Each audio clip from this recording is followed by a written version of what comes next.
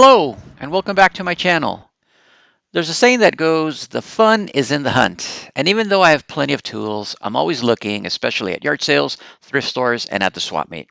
Sometimes I don't buy anything, and other times I pick up whatever catches my eye. We all know that Craftsman was mass-produced, and there's no shortage of wrenches and sockets out there. But I like to look for the more obscure stuff, and the older the better, and made in USA, of course. This is the Santa Fe Springs Swap Meet, located in Santa Fe Springs, California, about 15 miles south of downtown Los Angeles as you head towards Disneyland on I-5. I like to go on Thursdays, as this day is usually good for tools, antiques, and general old junk, which is right up my alley. This swap meet is small but good. Parking and admission are free. So come with me and visit to one of my favorite local swap meets, and if you like what you see, hit that like button and consider subscribing. It will help my channel grow. Let's see what we find today. Here's your typical vendor with the random pile of stuff. Really didn't have anything interesting except a few of these corner clamps, and only one was Craftsman, that one I just picked up, a Crown era. So otherwise, nothing really interesting.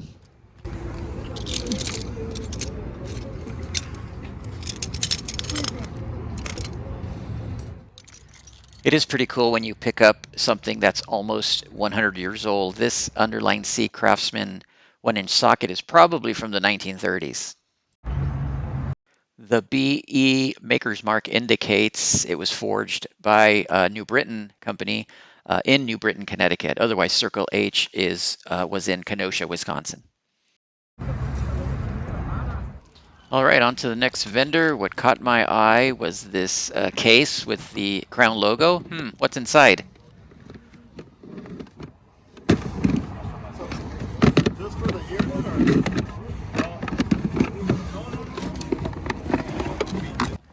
Turns out it's this very cool soldering gun, which looked to have little to no use. I looked it up in my catalogs, found it in the 1974-75 catalog.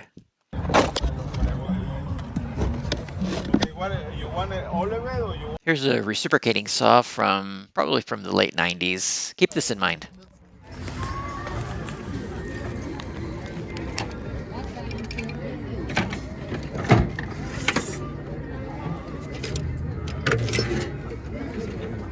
Okay.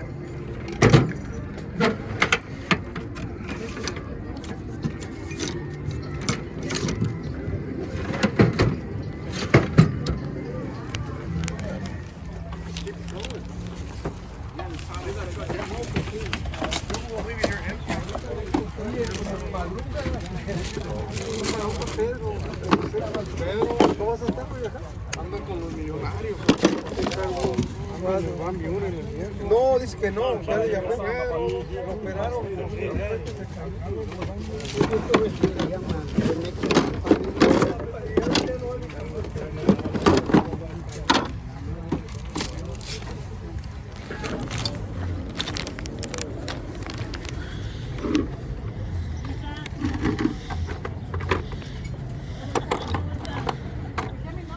This torque wrench caught my eye, and the reason it caught my eye is because I own the exact same one. I purchased it brand new at my local Sears maybe 25 years ago. That's my Sears, since closed, unfortunately, and it has served me well. It's a really good torque wrench. I use it for all my mechanics needs.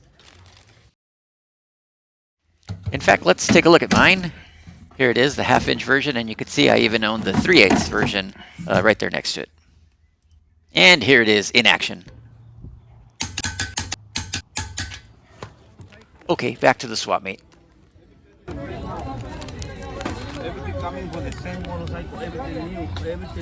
A nicely weathered ball peen hammer.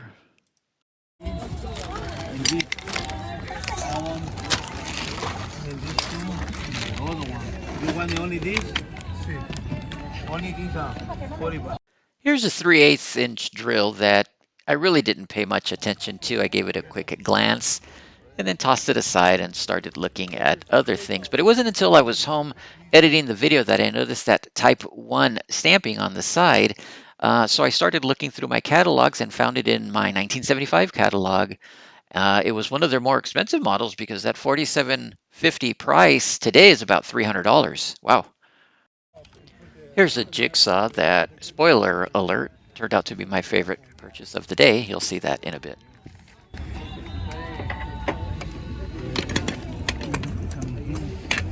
Okay, so not a Craftsman, but this comes in as honorable mention only because it harkens to a time when you could go to Kmart and get a made in USA drill, which is probably better than many of the drills out available today. The bicycle.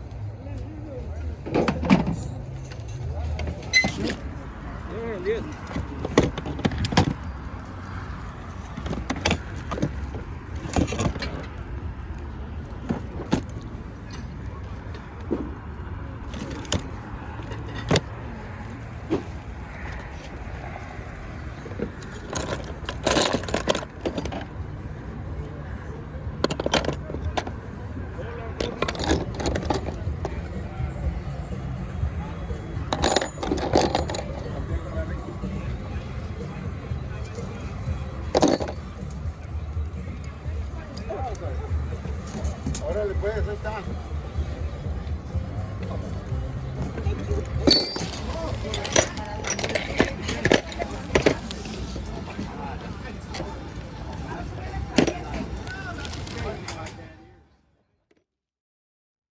All right, so what followed me home, I did buy 2 of these corner clamps, which I like. I have a few already, all Craftsman, all from different eras, but he only had one that was Craftsman.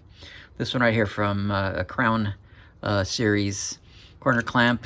He wanted 2 for $5. He really didn't want to budge or he wanted to sell as much as he could, so he kept saying 2 for $5. All right, well, 2 for $5. So the only other one I found decent was a Stanley, which I took.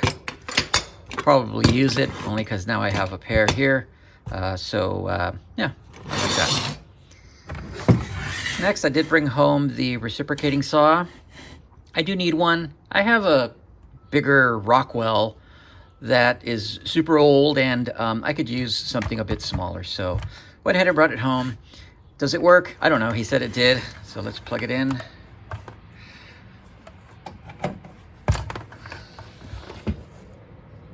It does. Even has a locking feature. Let's see.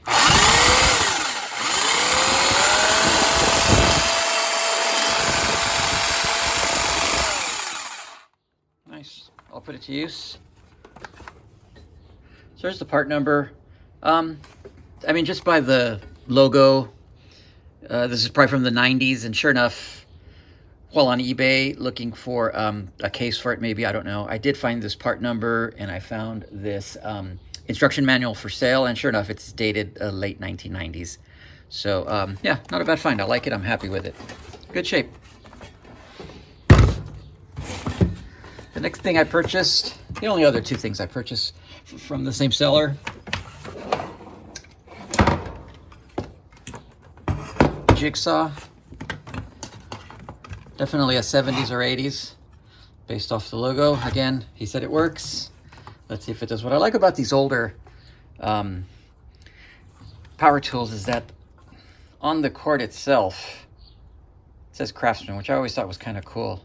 For example, the reciprocating saw, nothing. Anyway, all right, so let's see the jigsaw, if it works or not. Again, I don't know. All right, plugged in. Well, let's see. Oh, it does. Woohoo! Nice. It's variable speed. Yeah, it's dirty.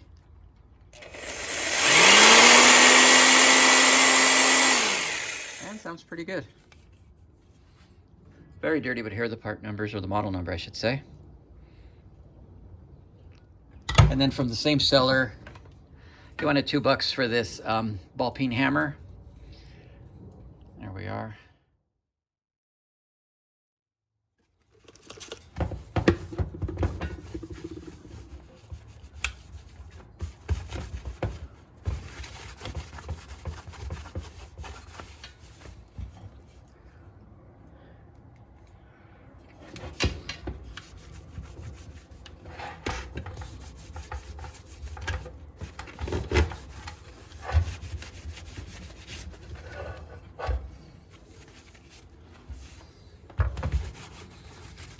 After just a quick cleaning, the jigsaw is looking really nice. All the decals and stickers and everything look really good. I did find it in my 1980 catalog. You can see it right here. And the exact same model. Let's put her to a test, cutting across the grain on some 3/4 inch oak.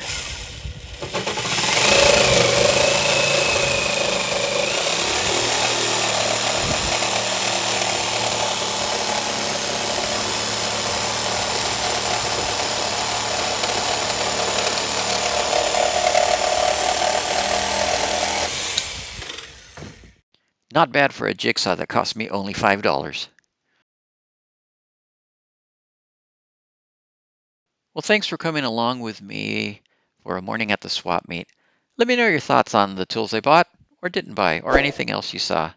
And again, if you liked what you saw, give it a thumbs up. Consider subscribing. I'll be making more videos like this in the future. Thanks for watching.